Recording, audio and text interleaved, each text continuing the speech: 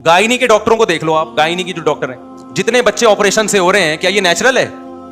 किसी मखलूक के बच्चे इसने ऑपरेशन से नहीं होते, ये तो नेचुरल प्रोसेस है ना विलादत।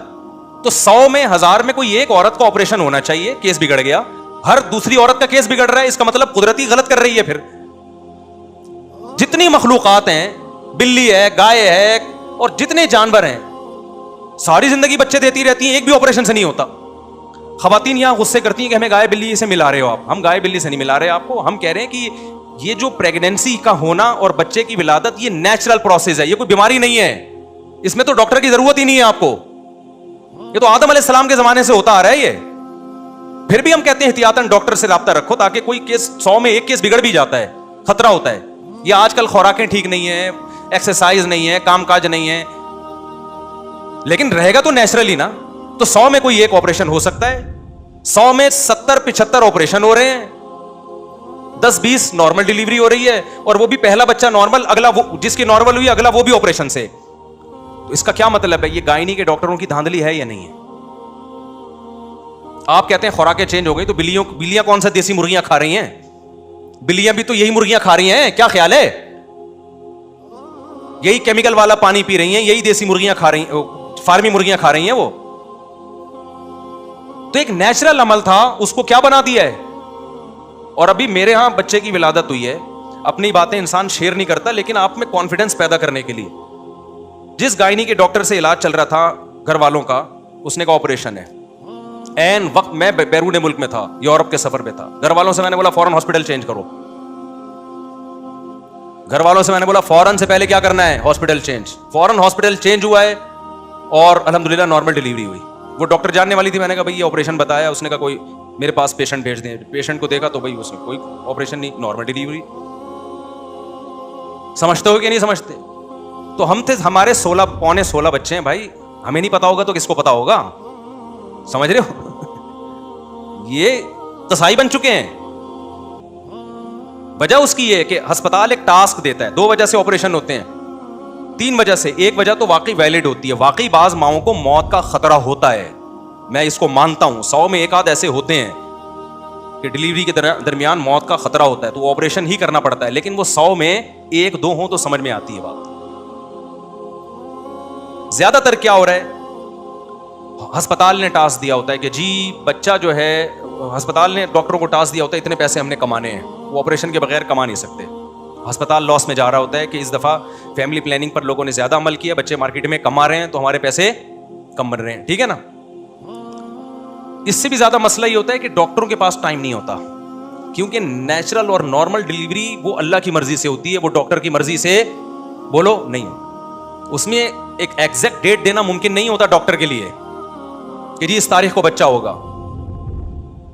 खवातीन को दर्द उठते हैं, फिर वो खत्म हो जाते हैं, फिर उठते हैं, फिर वो खत्म हो जाते हैं। महीना भी लग जाता है, 15 दिन भी लग जाते हैं, 1.5 महीना भी लग सकता है। ये कुदरत का निजाम है भाई। अल्लाह ने माँ को तकलीफ में डाला है ताकि बच्चे पर उसका हक साबित हो। तभी तो कुरान कहता है माँ के 3 गुना हक ज्यादा है बच्चे पर, उसने 3 ज्यादा तकलीफें उठाई हैं, ये उसकी तकलीफ का हिस्सा है।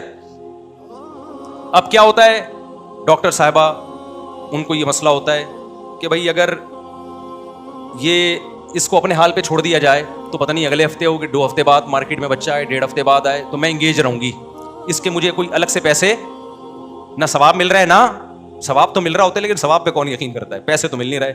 लाओ भाई चापड़ लेकर आओ, कैंची लेकर आओ, छुरी लेकर आओ, ठीक है ना। नहीं आई बात, मेरा ख्याल है चापड़ छुरी, वो चापड़ छुरी वो जरा तमीज वाला चापड़ होता वो चापड़ ही है। और कितना खतरनाक प्रोसेस है यार ये ऑपरेशन का। रीढ़ की हड्डी में इंजेक्शन लग रहे हैं, अंदर से पता नहीं क्या क्या निकाला जा रहा है। उसके बाद जो खवातीन की फिजिकल फिटनेस की ऐसी की तैसी होती है, मियाओं को आजकल वैसे ही बीवियां अच्छी नहीं लग रही हैं, वो एक बच्चा पैदा होने के बाद और ज्यादा बुरी लगने लगती हैं। वो फिर उसको अपनी फिजिकल फिटनेस पे लाने के लिए इतनी डाइटिंग, इतनी जॉगिंग, इतनी एक्सरसाइज वो कौन करता है आजकल। आप यूरोप अमेरिका की तकलीद करते हो, वहां तो ऐसे ऑपरेशन से नहीं होते, हमने तो तहकीक की है। वहां तो अगर पेशेंट खुद कह रही हो ना औरत के ऑपरेशन करो, डॉक्टर को पाबंदी है, वो करेगा, केस होगा उसके खिलाफ। नहीं आई मेरा ख्याल है बात समझ में? अच्छा खैर, लेकिन इतने बुरे होने के बाद भी आपकी वाइफ जब प्रेग्नेंट होगी लेके डॉक्टर ही के पास जाओगे, आप किसी मौलाना के पास नहीं लेके आओगे कि चूंकि ये सारी डॉक्टरों को गलत कहते हैं लिहाजा अब ہم نے علاج اپنی بیگم کا مفتی صاحب سے کروانا ہے, کیونکہ سارے ڈاکٹر غلط ہو گئے, یہ سب اپنا منجن بیچ رہے ہیں, مفتی صاحب علاج کریں گے. مفتی صاحب کہیں گے بھائی میں ڈاکٹروں کو اگر غلط کہہ رہا ہوں تو صحیح ڈاکٹروں کو تلاش کرنے کے لیے کہہ رہا ہوں, اس لیے نہیں کہہ رہا کہ میں, میری یہ فیلڈ ہی نہیں ہے, مجھے کیا پتا. نہیں آئی میرا خیال ہے بات سمجھ میں. تو جانا ڈاکٹر ہی کے پاس ہے. اگر گائنی کی کوئی ڈاکٹر 2 نمبر ہے تو 1 نمبر تلاش کرنی ہے. ایسا نہیں ہو سکتا کہ گائنی کی ڈاکٹر 2 نمبر ہو گئی ہیں تو اب آپ ان سے آپریشن کروانے کے بجائے قصائی سے آپریشن کروانا شروع کر دو. سمجھتا ہے بات کو کہ نہیں سمجھتا؟ کہ وہ پڑھا لکھا قصائی ہے, اس نے اسٹڈی کی ہے, میڈیکل سائنس کی کتابوں کی کیا کی ہے, اس نے اسٹڈی کی, اس نے یوٹیوب پہ کلپ دیکھے ہیں, بچہ کیسے بنتا ہے, ماں کے پیٹ میں کیسے گردش کرتا ہے, گھومتا ہے اور مارکیٹ میں کیسے آتا ہے. وہ یہ سب پڑھا لکھا ڈاکٹر ہے, ریفرنسز کے ساتھ بات کر رہا ہے. اور بھائی پراپر وے میں جب تک علم حاصل نہیں ہوگا اس کو نہ الٹرا ساؤنڈ کی اجازت ہے, نہ ایکس رے کی اجازت ہے, اور نہ آپریشن کی اجازت ہے, نہ کوئی میڈیسن ریکمینڈ کرنے کی اجازت. میں جب یہ صحت کی باتیں کرتا ہوں لوگوں کی کال آتی ہے, مفتی صاحب مجھے یہ کمزوری محسوس ہو رہی ہے, آپ کوئی میڈیسن بتائیں. میں کہتا ہوں بھائی میں صحت کے جنرل اصول بیان کر دیتا ہوں, وہ بھی ڈاکٹروں سے سنے ہوئے ہیں. کوئی شخص بیمار ہوگا تو وہ ڈاکٹر کے پاس جا کے علاج کرائے بھائی, وہ میں تھوڑی بتاؤں گا اس کو. پاکستان میں سب سے بڑا مسئلہ بتاؤں آپ کو کیا ہے؟ ہر شخص کو سب کچھ پتا ہے, ہر شخص کو سب کچھ پتا ہے. اتنی آزادی اس ملک میں ہے نا کہ سب, اور یہ بات خوب یاد رکھو, جس کو سب کچھ پتا ہے نا اس کا مطلب اس کو کچھ بھی نہیں پتا. ہر آدمی اپنی فیلڈ کا ایکسپرٹ ہوتا ہے. اگر اس کو سب پتا ہے اس کا مطلب اپنی فیلڈ میں تو کچھ بھی نہیں پتا اس کو, کیونکہ اس نے پھر علم حاصل کیا, اپنی فیلڈ کا علم کب حاصل کیا ہے؟ ساری زندگی تو یہ کرتا رہا ہے بیٹھ کے.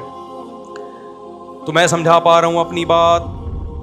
تو اس لیے دین کا علم مسائل پراپر علماء سے پوچھنے پڑیں گے. اور یہ جب اشکال ہو کہ مولویوں میں اتنے 2 نمبر ہیں, وہ پکڑا گیا, وہ چوری کرتے ہوئے پکڑا گیا, وہ کرپشن میں پکڑا گیا, وہ غلط مسائل بتاتا ہوا پکڑا گیا, تو بھائی پکڑے تو ڈاکٹر بھی جا رہے ہیں, پکڑے تو سیاستدان بھی جا رہے ہیں, فوج میں بھی بہت سے لوگ پکڑے جاتے ہیں. اب آپ نے کہا کہ چونکہ فوج میں فلاں فلاں کرپٹ ہے لہذا فوج ہی اڑا دو پوری. اب بارڈر کی حفاظت جو ہے وہ چوکیدار کریں گے, جو ہمارا گھر کا گلی کے گارڈ ہیں وہ بارڈر کی کیا کریں گے؟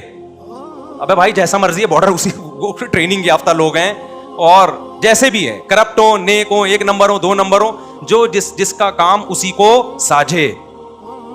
بچپن میں یہ سنتے تھے بھائی جس کا کام اسی کو ساجھے.